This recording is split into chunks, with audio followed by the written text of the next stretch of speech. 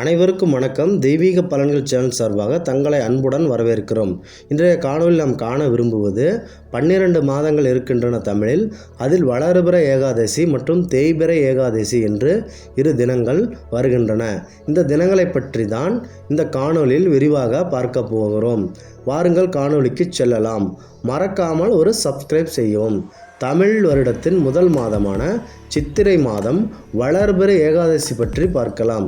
இந்த சித்திரை மாதத்தில் இந்த வளர்பிறை ஏகாதசி நாளன்று விரதம் பிடிப்பவர்கள் பெண்களிடம் தவறான பழக்கம் இருந்து பெண்களின் சாப நிலைக்கு ஆளானவர்களாக இருந்தால் இந்த சாபத்தை விமோச்சனம் செய்து கொள்ளலாம்.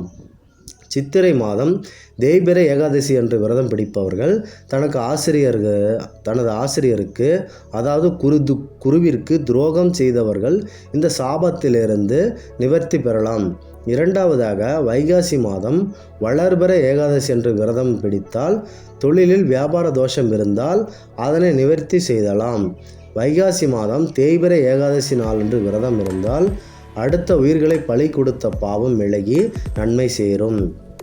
மூன்றாவதாக, ஆனி மாதம் வளர்பிறை ஏகாதசி நாள் என்று விரதம் இருந்தால் பிறரை பார்க்க வைத்து உணவு உண்ணிய பாவம் விலகி சேரும்.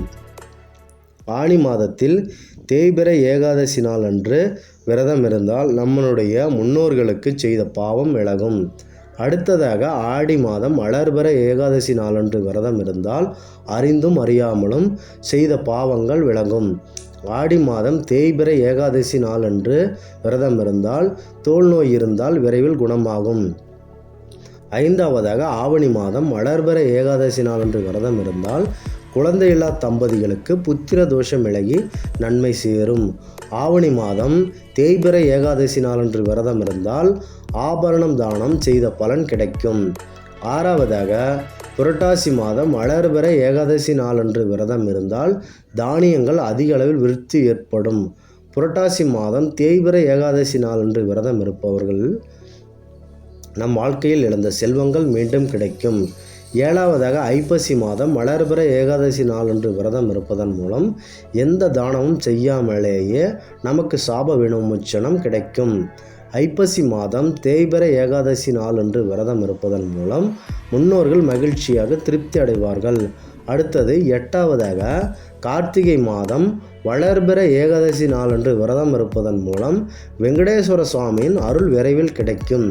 கார்த்திகை மாதம் தேய்பிறை ஏகாதசி நாளன்று விரதம் இருப்பதன் மூலம் நமக்கு தேவையற்ற மரண பயங்கள் விலகி நன்மை சேரும். ஒன்பதாவதாக, மார்கழி மாதத்தில் வளர்பிறை ஏகாதசி நாளன்று விரதம் இருப்பதன் மூலம் நல்ல சுபிட்சம் கிடைத்து மற்றும் மோட்சமும் கிடைக்கும்.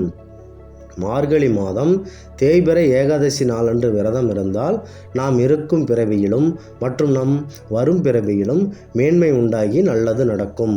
பத்தாவதாக, தை மாத வளர்பிறை ஏகாதசி நாளன்று விரதம் இருப்பதன் மூலம் குழந்தைகளுக்கு ஏற்படும் தோஷம் போகும். தை மாதம் தேய்பிறை ஏகாதசி நாளன்று விரதம் இருப்பதன் மூலம் தொழிலில் நலிவடைந்த பெற்றோர்கள் நல்ல லாபம் அடைவார்கள். ஏதேனும் பதவி விலகி இருந்தால் அவர்கள் மீண்டும் பதவிக்கு வருவார்கள். 11ஆவதாக, மாசி மாத வளர்பிறை ஏகாதசி நாளன்று விரதம் இருப்பதன் மூலம் நமக்கு ஏதேனும் செய்வினை வைத்திருந்தால் செய்வினை தோஷம் விலகி காத்து கருப்பு பேய் விலகும் என்று நம்பப்படுகிறது. அடுத்ததாக, மாசி மாத தேய்பிறை ஏகாதசி நாளன்று விரதம் இருப்பதன் மூலம் நமக்கு உணவு கொடுமை இருந்தால் அது விரைவில் நீங்கும். எள்தானம், அதாவது 7 வகையான எள்தானம் செய்ய வேண்டும். பங்குனி மாத வளர்பிறை ஏகாதசி நாளன்று விரதம் இருப்பதன் மூலம் அதிக அளவில் தங்கம் பணம் சேரும். எந்த நாளில் நெல்லி மர விருட்சத்திற்கு பூஜை செய்ய வேண்டும். பங்குனி மாத தேய்பிறை ஏகாதசி நாளன்று விரதம் இருப்பதன் மூலம் எந்த காரியத்திலும் நாம் செயல்பட்டாலும் அதில் வெற்றியடையும் பலன் கிடைக்கும். இந்த ஏகாதசி விரதங்கள் எப்படி இருக்க வேண்டும் என்று விரிவாக கூறுகிறோம். இந்த ஏகாதசி விரதம் முக்கியமானவர்கள் மட்டுமே கடைபிடிக்க வேண்டும் என்ற எண்ணங்கள் பரவலாக பரவி வருகின்றன. அப்படியெல்லாம் ஒன்றும் இல்லை.